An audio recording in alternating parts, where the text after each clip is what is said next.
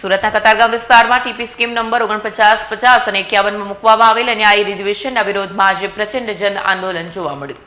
સુરતના કતારગામ વિસ્તારમાં TP scheme number 4950 અને 51માં મૂકવામાં આવેલા અન્યાયી રિઝર્વેશનના વિરોધમાં આજે પ્રચંડ જન આંદોલન જોવા મળ્યું હતું. છેલ્લા 25 વર્ષથી વધુ સમયથી અહીં સ્થાયી થયેલા પરિવારોને તેમના ઘર ખાલી કરવા માટે ડિમોલેશનની નોટિસો આપવામાં આવતા રોષ ફાટી નીકળ્યો છે.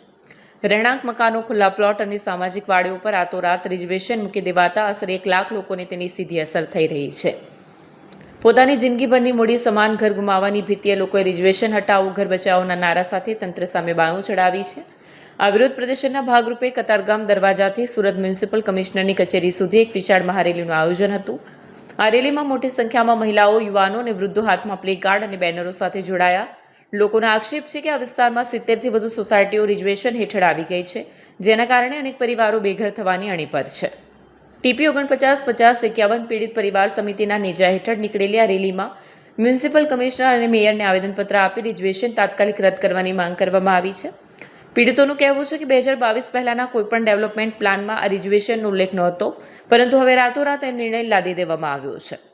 અગાઉ ધારાસભ્યથી લઈને વડાપ્રધાન સુધી રજૂઆતો કરવા છતાં યોગ્ય ન્યાય ન મળતા હવે લોકોએ આંદોલનનો માર્ગ અપનાવ્યો છે અને જો રિઝર્વેશન દૂર નહીં થાય તો આગામી સમયમાં લડત વધુ ઉગ્ર બનાવવાની ચીમકી પણ ઉચ્ચારી છે. લોકોએ અત્યારે આટલી મોંઘવારીની અંદર એક મકાન બનાવવા માટે પોતાનો આખો પરસેવો જિંદગીભરનો અંદર રેડી દીધો હોય ત્યારે એક મકાન બન્યું હોય ત્યારે આ મકાન ઉપરથી રિઝર્વેશન રદ થાય તે જ લોકોની મુખ્ય માંગ છે. ચાલુ કારખાનાઓમાં ડિમોલેશન કરી રહ્યા છે. સ્થાનિક શાંતિભાઈ વગાસિયાએ જણાવ્યું હતું કે કતારગામ અને પાંડોળ જેવી વિવિધ ટાઉન પ્લાનિંગ સ્કીમમાં વર્ષો જૂના બાંધકામો પર રિઝર્વેશન મૂકવામાં આવ્યું છે. પાંડોળમાં જે જગ્યાએ રિઝર્વેશન મુકાયું છે ત્યાં લોકો છેલ્લા 47 વર્ષથી પોતાના કારખાના ચલાવી રહ્યા છે. નોર્થ ઝોનના અધિકારીઓ પોતાની સત્તાનો ઉપયોગ કરીને ચાલુ કારખાનાઓમાં ડિમોલેશન કરી રહ્યા છે, જે અત્યંત ગંભીર બાબત છે. ઉમેશ ગરભિયા, અમે ટીપી 4950-51 પીડિત પરિવાર સમિતિ વતી અમે આજ રોજ સુરત મહાનગરપાલિકાના કમિશનર અને મેયરને રજૂઆત કરવામાં આવ્યા હતા કે જે અમારી સોસાયટીની વાડીઓ, ખુલ્લા પ્લોટ, રહેણાંક મકાનો, વર્ષો જૂના રહેણાંક મકાનો છે તેની ઉપર રિઝર્વેશન મૂકવામાં આવ્યું છે. પહેલા 2022માં આ મિલકત ઉપર ક્યારેય કોઈ ડ્રાફ્ટ પ્લાન કે ડેવલપમેન્ટ પ્લાનમાં ક્યારેય રિઝર્વેશન હતું નહીં, પણ આ કયા કારણોસર રિઝર્વેશન મૂક્યું એ અમને ખ્યાલ નથી. પણ આ ગરીબ લોકો કે મધ્યમ વર્ગના લોકોને રહેતું આ મકાન છે તો આની ઉપરથી રિઝર્વેશન રદ કરવા માટે આજરોજ અમે સુરત મહાનગરપાલિકાની કચેરીને સામૂહિક આવેદનપત્ર આપવા માટે આવ્યા હતા અને તેની અંદર શહેરના મોટી સંખ્યામાં લોકો જોડાયા હતા. અમારી મુખ્ય માંગ આ છે કે રિઝર્વેશન રદ કરો.